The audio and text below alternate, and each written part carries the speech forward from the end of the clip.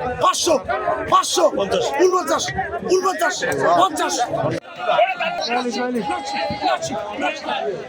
এইগুলি স্যার এখন বর্তমানে একটু মোটামুটি আমদামি মাছ আমদামি করে দাম তুলনামূলক একটু কম আর কি আমদামি একটু তুলনামূলক কম আমদামি একটু ভালো এই জন্য তুলনামূলক কম দাম সাগরে আছে যা আছে তার মানে আবহাওয়া তো এবার অনুকূলে না আবহাওয়া খুব খারাপ বুঝছেন কিছুদিন পর পরই আবহাওয়া খারাপের কারণে জেলেরা নদীতে টিকতে পারে না মাছ যা আছে ধরতে পারে না আবহাওয়া যদি ভালো হয় তাহলে মাছের আমদানি ভালো হলে জেলেরা সফল হবে। এখন আপনার দীর্ঘদিন মাছ ছিল না এই 2-4 মাস সিজন বর্ষা সিজনে 4 মাস জেলেরা 4 মাস বড় ফিশিং বোট গুলা 4 মাস জালবা তো এই 2 মাস মাছ ছিল না এই 2 মাসে তারা সাগরে যাইতো আর আইতো দেন অনেক দেনা হয়ে গেছে ঋণ হয়ে গেছে এখন বঙ্গোপসাগরের থেকে মানে ঝড় তুফান উঠলে আর সাগরে যাইতে পারে না এখন হালকা কিছু মাছ পাই কোন রকম বাজার খরচা চলে আর যে সাগরে যে মাছগুলো এই মাছগুলো ট্রলিং এ ধরে ফেলছে এখন আর এই মাছ এখন নাই আর হালকা কিছু মাছ পা বাজার খরচা উঠতে ওনাদের কষ্ট এই ওসরগাং তো কোনো মাছ না ঝড় তুফান হলে বাইতে পারে না 1 জোয়া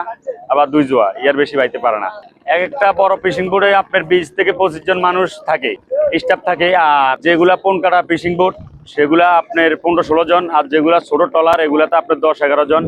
এর একটা বোটের 20-30টা ফ্যামিলি চাই তাতে পোষাইতে পারছে না। অনেকদিন মাছ ছিল না নদীতে এখন কিছু মাছ দেখা দিছে কিন্তু আবহাওয়ার খারাপের কারণে নদীতে সিগন্যাল চলে যত সমুদ্রে যত বোট নৌকা আসলে সব এখন তলায় উঠছে ঘাটায় উঠছে মাছের মোটামুটি যা মাছ দেখা দিচ্ছে মাছ ধরতে পারে না জেলেরা আবহাওয়ার কারণে আবহাওয়া খুব খারাপ। বিভিন্ন সময় আমার এই মৎস্য অধিদপ্তরে কথা বলার সুযোগ হয়েছে গত বছর 2বার গিয়েছিলাম সেখানে মৎস্য ও পশু সম্পদ মন্ত্রণালয়ের মন্ত্রী এবং বিভিন্ন মন্ত্রণালয়ের সচিবেরা ছিল সেখানে পুলিশ প্রশাসনের ঊর্ধ্বতন কর্মকর্তারা ছিল নৌ পুলিশের প্রধান ছিল কোস্টগার্ডের প্রধান ছিল তারপর আপনার এই যে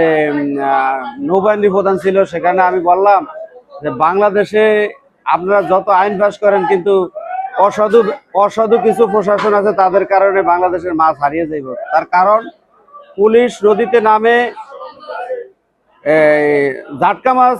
বন্ধ করার জন্য জাটকা মাছ ধরা বন্ধ করে না সেখানে ওনারা টাকার বিনিময়ে টাকা খেয়ে জেলেদেরকে ধরে বিভিন্ন সময় দেখা গেছে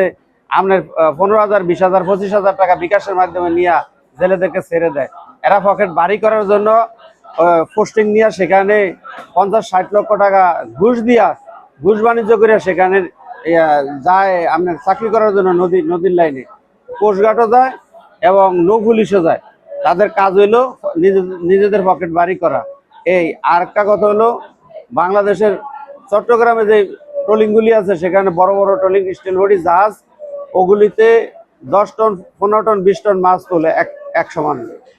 তোলার পরে দিয়ে ওই মাছগুলি করে কি যারা চাহিদা যে মাছগুলি আছে বড় আর বাচ্চা যত ছোট ছোট মাছ বিভিন্ন ইলিশ মাছের বাচ্চা থেকে শুরু করে বিভিন্ন ধরনের মাছ ওগুলির মেডিসিন মারিয়া নদীতে ফালিয়ে দেয়। ইন্টারনেটের যুগ